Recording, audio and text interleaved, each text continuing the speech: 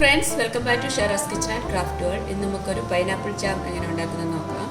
അതിനുവേണ്ടി ഞാൻ 1 kilo pineapple എടുത്തിട്ടുണ്ട്. അത് മിക്സിയിലൊന്ന് അടിച്ചിട്ട് പൾപ്പെടുത്തു. അതൊന്ന് കടായിലോട്ട് ഇട്ടിട്ട് നമുക്ക് ചൂടാക്കാം.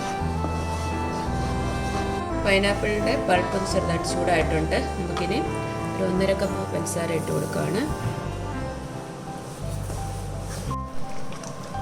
നമ്മൾ ഇതിനകത്ത് പ്രിസർവേറ്റീവ് ഒന്നും ഇടുന്നില്ല. ഒരു 5-6 ഗ്രാമ്പു ഇട്ട് കൊടുക്കുകയാണ്.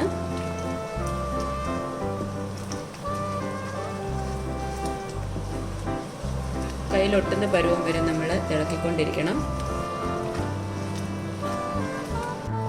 നമ്മളുടെ ജാം ഇവിടെ റെഡി ആയിട്ടുണ്ട്. നമുക്ക് ചൂടോടുകൂടി തന്നെ ഗ്ലാസ് ബോട്ടിലോട്ടാക്കണം.